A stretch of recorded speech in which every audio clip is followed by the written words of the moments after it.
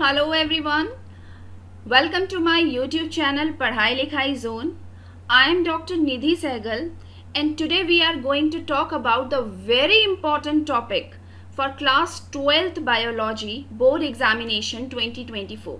Dear viewers, जैसे कि मैंने लास्ट वीडियो में बताया था कि हम लोगों को पढ़ाई करनी होती है, मैंने सारी स्ट्रैटेजीज आपको बताई थी कि किस तरीके से हम 99% मार्क्स तक अचीव कर सकते हैं।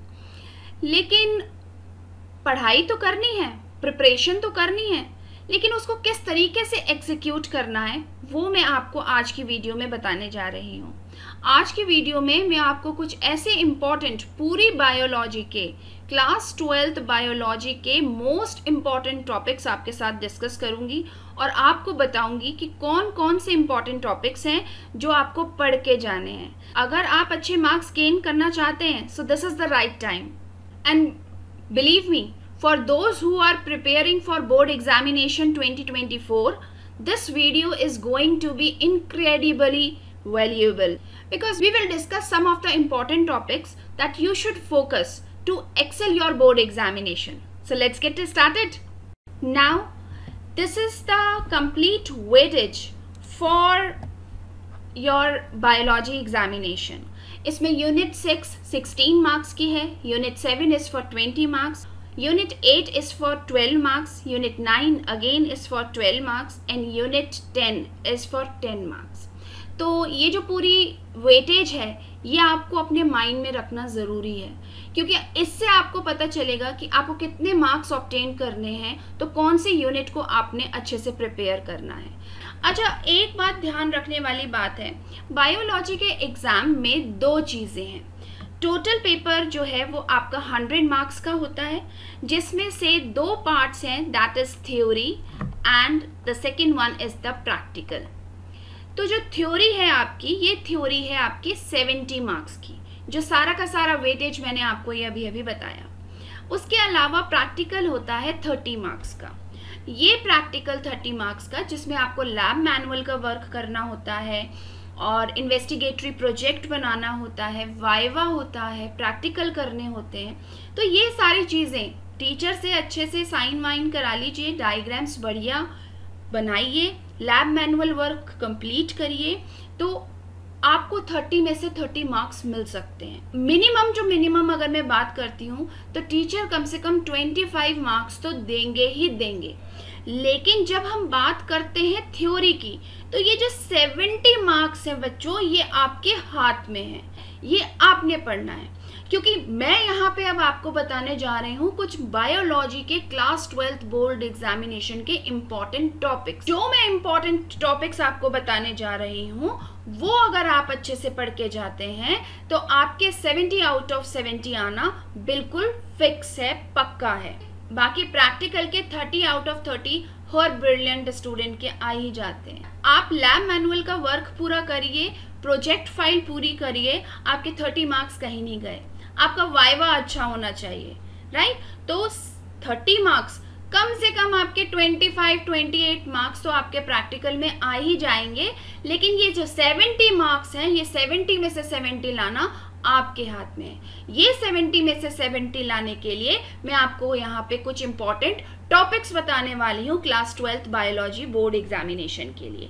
तो चलिए देखते हैं ये कौन कौन से टॉपिक हैं यहाँ पे। अच्छा, यूनिट वाइज नहीं मैं आपको बता रही हूँ, यहाँ मैं आपको बता रही हूँ चैप्टर वाइज, हर चैप्टर के इम्पॉर्टेंट टॉपिक्स।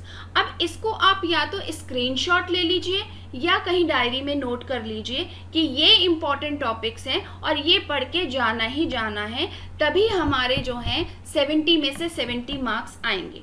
हम आगे बढ़ते हैं, लेकिन उससे पहले मैं ये जानना चाहती हूँ कि कौन बच्चे, कौन कौन स्टूडेंट्स अब अपकमिंग एग्जामिनेशन में परफॉर्म करेंगे और कितना मान के चल रहे हैं कि कितने % मार्क्स वो ला सकते हैं, उनका गोल क्या है, ये वो कितने मार्क्स ला सकते हैं। और हो सकता है कि वो कोई परेशानी भी हो, कुछ चिंता भी रखते हो कि अरे ये वाला चैप्टर ये कैसे पढ़ूंगा, मॉलिक्यूलर बायोलॉजी वाला चैप्टर बड़ा लेंथी चैप्टर है, कैसे पूरा होगा। तो ये बात आप मुझे कमेंट सेक्शन में लिखकर बता सकते हैं। आपकी क्या क्या चिंताएं हैं, क्या क्या वरीज हैं आपकी, आप ये बताइए। यकीन मानिए कि हम यहाँ पर आपकी हेल्प के लिए हैं। कमेंट सेक्शन में आप अपनी क्वेरीज, अपने questions just feel free and drop out the comment in the comment section. मैं पूरी कोशिश करूंगी कि आपके हर क्वेश्चन का मैं आंसर कर सकूं। Okay, so alright, let's get started with the chapter 2। Chapter 1 आपके सिलेबस में से ऑलरेडी डिलीटेड है। जो लोग पुरानी एनसीईआरटी बुक फॉलो कर रहे हैं उसमें चैप्टर 1 रिप्रोडक्शन इन ऑर्गेनिज्म से मेंशन है, लेकिन जो नए वाली एनसीईआरटी आई है, नया एडिशन आया है, उसमें चैप्टर 1 है ही नहीं। तो उसमें chapter 1 is the sexual reproduction in flowering plants. तो sexual reproduction in flowering plants की अगर हम बात करते हैं तो इस चैप्टर में pre fertilisation events, inbreeding depression and double fertilisation. तो बच्चों ये 3 टॉपिक आपने पढ़ के जाने ही जाने हैं। ये 3 टॉपिक इतने इंपॉर्टेंट हैं कि ये आपको फुल मार्क्स दिला सकते हैं। इसमें से क्वेश्चन आना ही आना है, पक्का है। Pre fertilisation events, inbreeding depression and double fertilisation, because double fertilisation is the very unique feature for the flowering plants. अब आते हैं हम अपने next chapter which is human reproduction.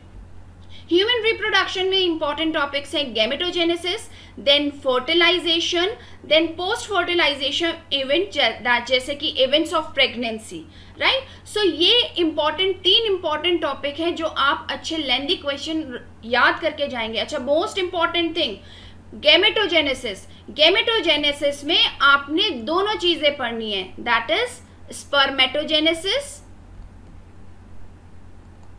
and the second one is oogenesis।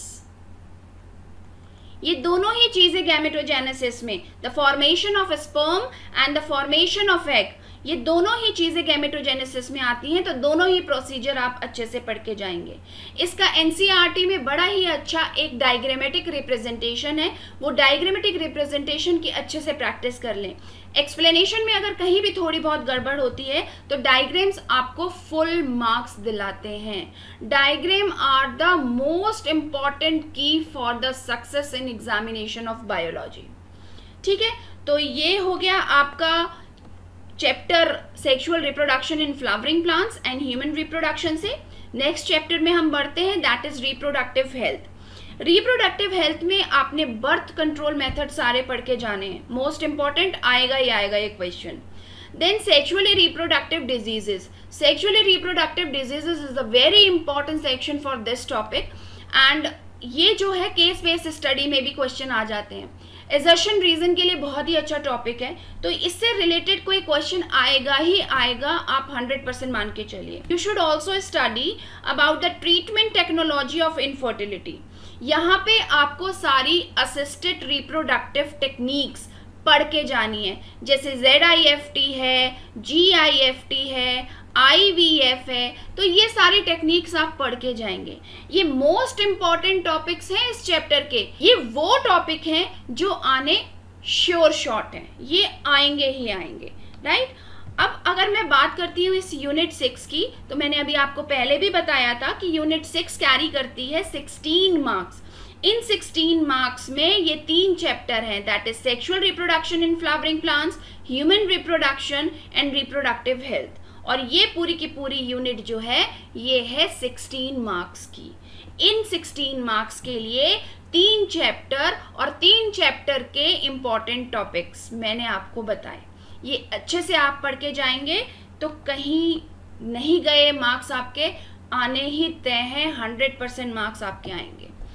अच्छा, अब हम बात करते हैं चैप्टर 5 की, अगली यूनिट की तरफ बढ़ते हैं। इसमें आपको मेंडल्स लॉ पढ़ के जाने हैं, तीनों मेंडल्स लॉ आप अच्छे से याद कर लेंगे।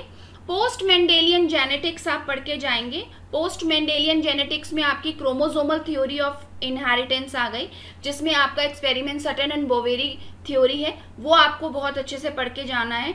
वो आपके डिस्क्रिप्टिव क्वेश्चन में भी आ जाता है, 2 नंबर के क्वेश्चन में भी आ जाते हैं। Then you have to study chromosomal disorders. खास बात यह है कि क्रोमोसोमल डिसऑर्डर के लिए आप फॉलो करेंगे एनसीईआरटी। एनसीईआरटी के अलावा कोई भी क्रोमोसोमल डिसऑर्डर बाहर से नहीं आएगा, सिर्फ एनसीईआरटी को आप फॉलो करें और क्रोमोसोमल डिसऑर्डर्स याद करें। उसके बाद आपका नेक्स्ट इंपॉर्टेंट टॉपिक है that is pedigree analysis. Pedigree analysis भी आपकी एनसीईआरटी से ही आएगा।